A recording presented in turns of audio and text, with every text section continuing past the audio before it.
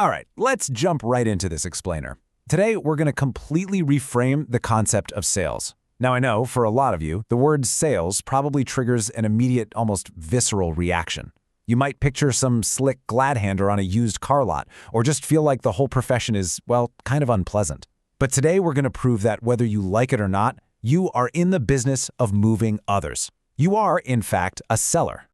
To really set the stage for this paradigm shift, think about this incredibly striking quote from Arthur Miller's classic play, Death of a Salesman. It says, "The only thing you got in this world is what you can sell. And the funny thing is, you're a salesman and you don't know that." I mean, that captures our hidden reality perfectly, right? We so often think of sales as this incredibly specific, narrow, maybe even outdated profession, but Miller was actually hinting at a much broader, universal truth decades ago. So we're drawing our insights today directly from Daniel H. Pink's absolutely fascinating book, To Sell is Human. This book totally dismantles all of our preconceived notions about the modern art of persuasion.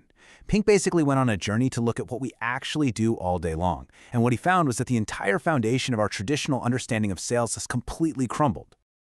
To really grasp this shift, it's kind of fun to look at the ultimate historical stereotype, the Fuller brush man. This roaming salesman was once an inescapable fixture on American doorsteps. Back in 1903, this awkward 18-year-old farm boy named Alfred Fuller showed up in Boston. He realized he had a real knack for selling brushes, started his own mini factory, and the concept just spread like wildfire. By 1937, his dealers were giving away 12.5 million promotional brushes. And get this, by 1948, these independent, commission-based salesmen were making a mind-boggling 50 million house-to-house sales calls in a single year. Keep in mind, this was in a country that only had 43 million households at the time. They were an absolute cultural icon. And well, that brings us to the pretty remarkable story of Norman Hall. Norman is this dapper 75-year-old guy in a bow tie and conservative eyeglasses who currently walks the steep hills of San Francisco, covering like 5 to 6 miles a day. And here's the crazy part. He is literally the very last Fuller brush salesman of his kind. The parent company actually filed for bankruptcy a while ago, and the classic door-to-door model is basically extinct. But Norman? He's still out there hauling his homemade catalog to offices and retail stores. Now watch how Hall masterfully escalates his pitch. Pink actually followed him into a law firm where Hall pitched two very reluctant attorneys who absolutely did not want to buy anything. But he didn't just ask them for money. He put on this carefully choreographed show. Step 1, he whips out a $21.99 male ostrich feather duster, the lawyers pass. Okay, step 2, he pitches spot removers and his bestseller, moth deodorant blocks. Still nothing. But then, step 3, he reveals these totally unique stainless steel sponges with 8,000 inches of continuous coiled steel. Boom! He gets a ripple of desire and makes a sale. Finally, he finishes with step 4, an electrostatic carpet sweeper that, with this exquisitely timed pause, he notes beats the hell out of a toaster. It's brilliant. Hall transforms simple goods into absolute necessities just through sheer timing and attunement.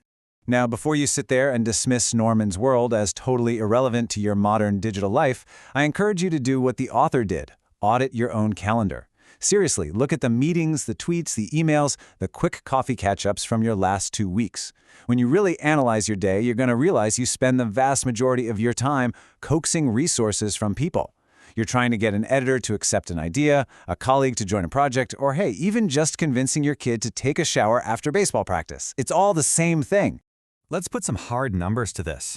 According to the Bureau of Labor Statistics, 1 in 9 American workers still earns a living in traditional sales. That's over 15 million people trying to convince someone to make a literal purchase, whether they're industrial sales reps, real estate brokers, or selling cars at a dealership. But, and here is the startling revelation, what about the other 8 in 9? Well, all those obituaries declaring the death of the salesman, they're entirely wrong. Because those 8 in 9 workers are also in sales, just a completely different kind.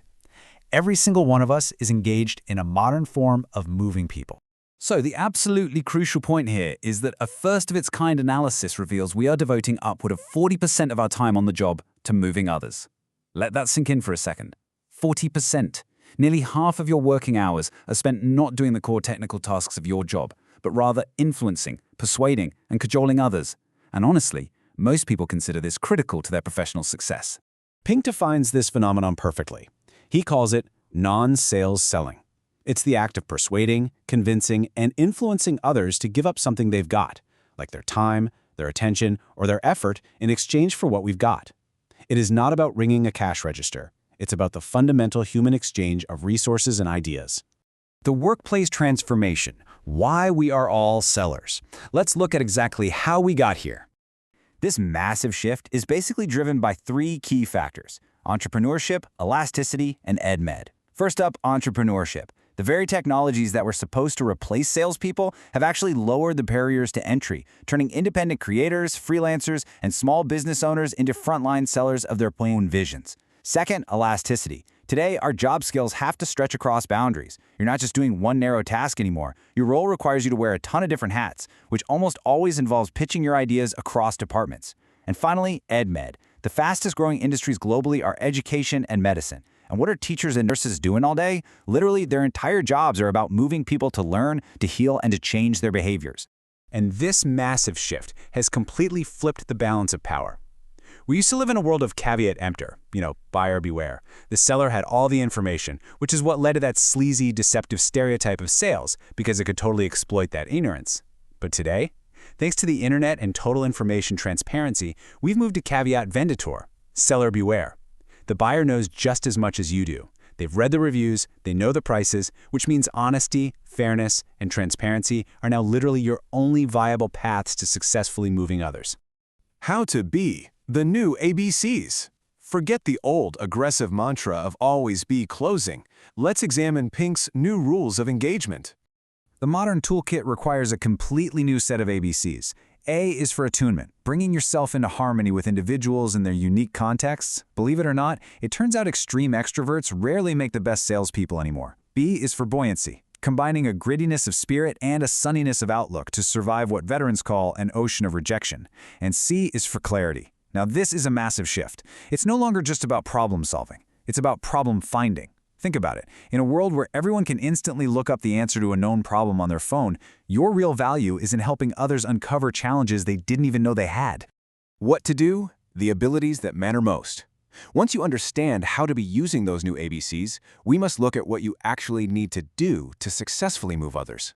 You've got to master three core abilities: pitch, improvise, and serve. Since our attention spans have basically dwindled to nothing, the traditional elevator pitch is totally outdated. You must learn its modern successors. Next, you have to learn to improvise. When your perfectly planned pitch inevitably goes off the rails, and it will, you need the skills of an improvisational theater actor to keep that conversation alive and productive. And finally, serve.